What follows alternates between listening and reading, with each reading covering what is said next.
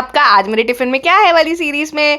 तो आज था टिफ़िन में दाल, जो बहुत ही सिंपल सी सादी सी दाल थी और मुझे ऐसी दाल बहुत पसंद है। और मेरे फेवरेट जीरा आलू, जो मेरी मम्मी बहुत ज़्यादा टेस्टी बनाती है और खाते ही आनंद आ जाता है।